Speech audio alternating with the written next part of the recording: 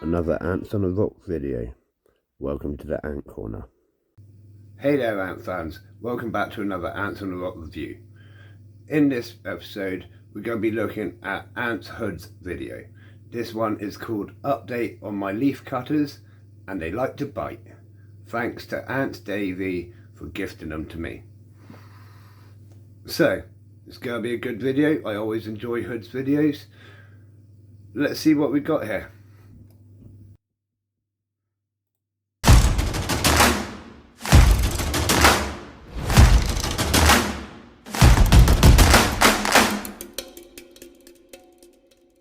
Hello ladies and gents, another video brought to you by Antsonarock, and today I've got an update on my leaf cutter ants and they like to bite. I'm not even kidding, I've got a video of them biting me. I mean, every time I touch these things, bite, bite, bite, bite, bite, bite, bite, bite, bite. If you haven't seen my first video, which is my I'm just going to say, he always does make me smile. Just the way he puts his videos together and he narrates them, he always just puts a smile on my face.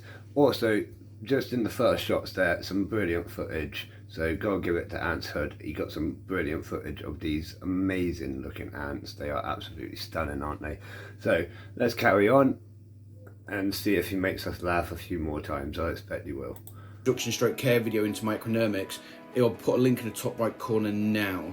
Now, unfortunately, I made a little typo and I just want to make sure that you guys are aware of it. When I was talking about the climate requirements in the fungus chamber, I did state it was 23 to 28 degrees, but as you can clearly see here, I wrote down 23 to 28. That's wrong. It's got to be 26, definitely. Now, I've cleared that mess up. I can crack on with what this video is about.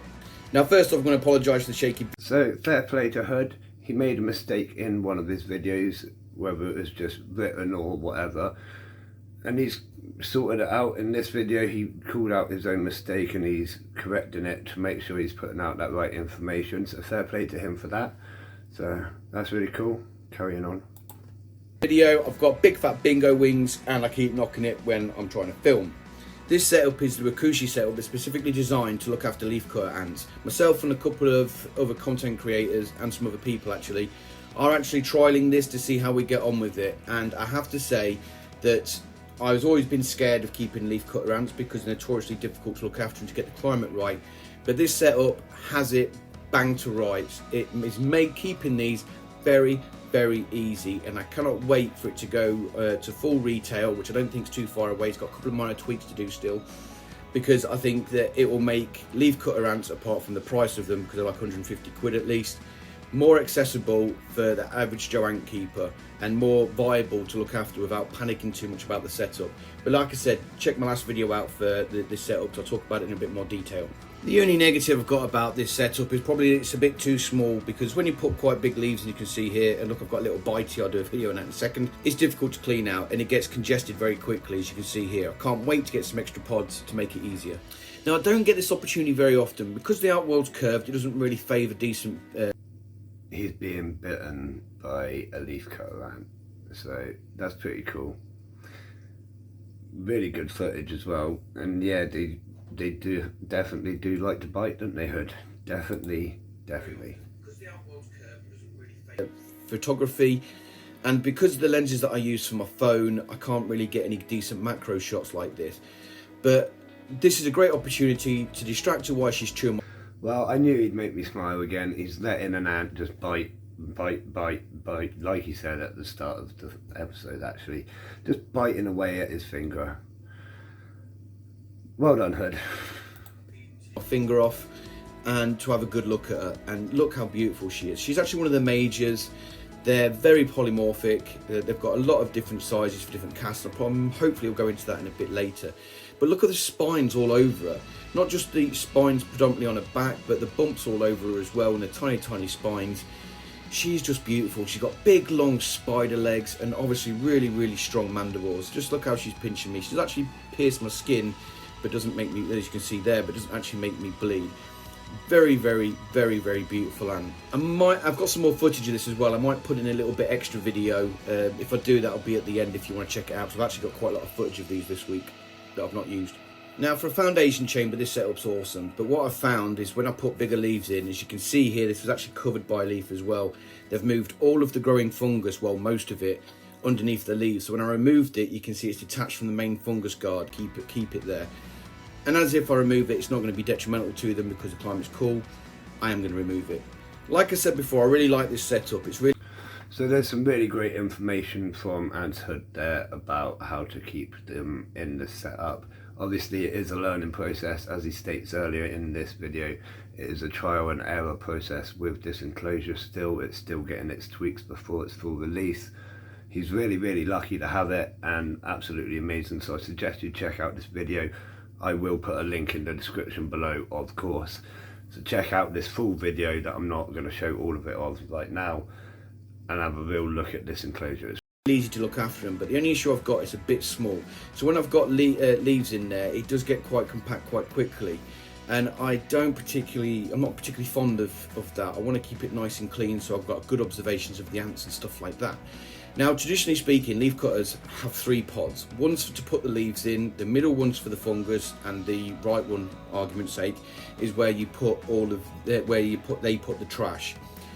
And when I get a 3-pod setup, I'll show you what I'm doing with that. Now, the issue with this is it's only got one access port. So if I do decide to keep this, but just use it for the fungus garden, I'm kind of limited because I've only got the one access port. So that's a bit of a limitation on it.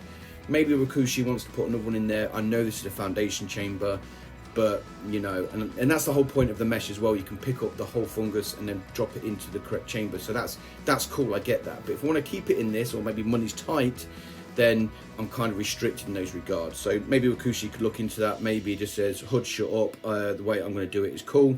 So his prerogative on that one. I'll also note that on the Ant Keeping WhatsApp group that you get automatically invited to, if you choose to, that is, if you buy some leaf cutters from Aunt Davy, it's also recommended there that if you notice my thermostat's near the top, now it actually recommends that you put it near the bottom so it's near the fungus and gets a better reading of the fungus, because it talks about if you get condensation in the setup, it doesn't necessarily mean the humidity is right, because what the condensation does, and that occurs when the outside room ambient temperature is colder than it is in the nest itself, or the pod itself. And what that does is it causes water to condense on the surface of the glass on the inside. Now, it doesn't necessarily represent that the humidity is right. What it actually means is that humidity is getting sucked out of the air to form the droplets. Now, those droplets can be problematic because they could drip onto your fungus garden, or they could flood the setup. So you've got some issues there you need to worry about. So to get, it also states obviously moving the thermostat down to the bottom, so I'm going to do that moving forward as well, so I've got a better reading of the fungus area. But very interesting point about the condensation, guys. How I stop condensation is I've warmed the ambient temperature in my room up to the required temperatures for the fungus garden, so I don't have that difference in temperature and I don't get the condensation forming, and that's how I can keep mine clean, can keep doing this cool footage that you're seeing now, and haven't got it all obscured with condensation. So I'd definitely consider that if I was you guys. As you can see here, I've actually got the fungus in its entirety, and to tell you the truth, when I first looked at it on the right before I removed the leaves, I was like, oh my. Again, really great ideas for Ant's Hood, really great knowledge. Like, if you're keeping leaf cutter ants or any that are quite sensitive to temperature and humidity, take his advice in that there. It's all good stuff. He's doing everything completely right. Oh my god, what is going on with these? This doesn't look good, but you can clearly see I've actually still got quite a fair bit of fungus, and just moving it about a little bit. But check out this picture. This is a great picture, to be honest, because you can clearly see the structure that they make with the fungus. Now, the reason they do this is for 2 main reasons. One, it aids circulation of air and humidity and stuff like that. And secondly, it hugely increases the surface area of your potential growing garden area. So if you think about... Now that is some really cool knowledge there. It looks like a honeycomb, doesn't it? It's like a honeycomb shape, but that's to, as he said, help airflow and surface area for growth. That's really cool, I think. If you've just got one solid surface, you've only got one solid surface to do it. Now, if you do these honeycombs, you're like trebling the actual surface area for a structure, and meaning you can have much more fungus growing, and it's a lot more efficient for the small space that it uses. Ants are just so smart. Now, if you actually look at this picture as well, you can see something else. You see all that whitey stuff? That's actually more fresher fungus, and the yellow stuff back there is the older fungus or potentially dead fungus. Now, I actually think they feed from that as well. So, or where that's the point where they start feeding from it. I'm not entirely sure. I need to do more research on it. But anyway, if you look from this different angle, you can see all three stages. You've got the older stuff in the middle, which is yellow. You've got Just gonna say that he got that exactly right. Keywords there is he's gonna do more research on it. I can't say this enough to anybody. Research, research, research. Everything you get, even if you've already got it and you've kept it for a year, you can never do enough research. You know, just keep researching. Learn as much as you can, and you can never fail. got the whiter stuff on the right hand side, which is like the mid-old age fungus, and then you've got the very shiny, squeaky clean new fungus that's just been grown from the very freshest of ground down leaves here. It's also quite important that when you clean it out that you make sure you check everything that you're picking up. Now, I don't think I've shown it. I might do it in my little bit extra video if I decide to do one where I actually got the leaves and I cut them because they're all over it, just to drop them in so I can get the majority of it out. Whenever you pick leaves up, always check them, because like here, you'll have the little ones that look after the fungus garden. In fact, there's a bit of fungus in its mouth there. That could be attached to the leaves. Even though I did check all the leaves, not that I've shown it here, you'll actually find that I actually found one of the leaf cutters running around on my worktop, so I had to like dig it out, as it were, put it back into the setup. Now, like I said, see, I quite often, if I'm cutting back in the multi-species tank or whatever, I'll put it in an isolation, like Outworld or something like that, and just leave it for a day or so. See if anything starts crawling out of the cuttings or whatever you've removed from the tank. It's just one of those little tricks that I use to sort of minimize potential transplants, we could say. Anyways, carrying on. I love this setup. I think it's brilliant. Hopefully they will move that little bit of fungus on the left hand side to the main fungus garden now and bring it into a big ball, because it's really difficult to gauge how mine are doing compared to other people, because Ant Hollifer, for example, has got quite a big fungus garden, and he got his around the same time that I got mine, I believe. I think I might have got mine a bit sooner than his, because the shipping for him has been terrible, as you all know from his videos. And his garden's pretty big, but I can't tell how mine's doing because it's just sprawled out all over the place. So hopefully they'll bring it all together at some point. You might ask yourself, where do I get my leaves from? Literally, this is the park in front of my house. And all I do, this is a variation of a plum tree in some shape or form. Don't know the exact name because I can't be asked to look it up because it's irrelevant. And they absolutely love these leaves. Now, I do be a bit selective, like that's got a bit of mould on or a bit of black fungus. Don't want to go near that one. So I just check the leaves over before I pick them, or pick them then check them, whichever, before I take them home and give them a wash in the sink, just to wash anything off them that might not be desirable for them. They also really like this privet. This is actually a Japanese privet, and I'll just take the freshest leaves off that as well and then take that home because they love it.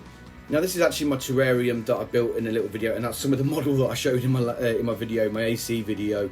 But anyway, go off on a tangent. So I have to cut this back every so often because the plants grow really well, and what I found is some of them, not all of them, the leaf cutters will take the... That's a really nice build that he's got there, so I'm going to check that out in another video at some point. So keep watching these reviews and you'll get to see that one as well. These leaves as well, so for a bit of a treat I'll give them that as well, and they keep renewing and are always growing all year round as well, which is good.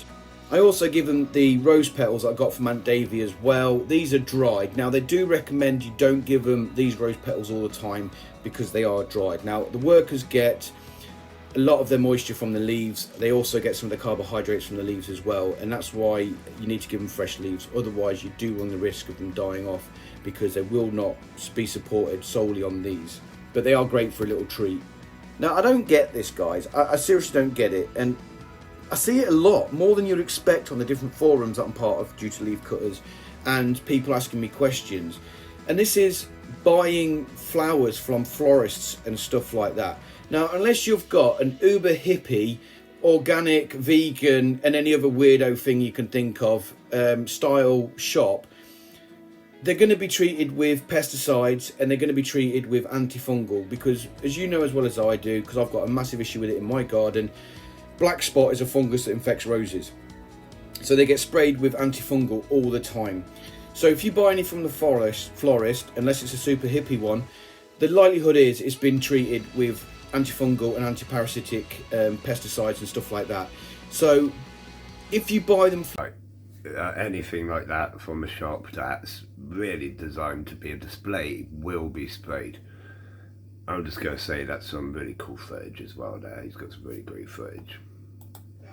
So your ants, the likelihood is it will have a detrimental effect on your ant population and your fungus, potentially killing both. So do not, I say again, do not buy any flowers from a florist in any shape or form. If you're going to buy anything, make sure you know it's organic and it's not been treated or anything. Otherwise, it can be disastrous for your colony. Now, bear that in mind. I don't want to have to keep saying it, and I don't know why people keep asking me such an obvious question. But there you go. It is what it is. Now that rant's over with, let's talk more about the ants. Now, you might see this fungus garden and think, do you know what, that's pretty solid, Hood. How are they going to move it all together? Now, you'll actually see them, and in fact, there's a bit in the background. Over for you guys, do not worry, it is not the end of the world. You're not likely to squish the ants, and I tell you what the ants do as well, which I haven't caught on video yet, but hopefully one day I will, is if they get squashed or they feel like they're trapped in some shape or form, they actually make a sound, and it's a very distinctive sound, and it sounds awesome. Look at that big bit of fungus there, and that little ant taking it away. Make a sound. I'd love to hear that. So I'm hoping Hood will record it at some point, Hood. But I'd love to hear that sound. That'd be cool. Actually really distinctive, and it sounds really cool. If I can get it at some point without causing any stress to my ants, I promise I will. But anyway, what that call means is that they've been squished.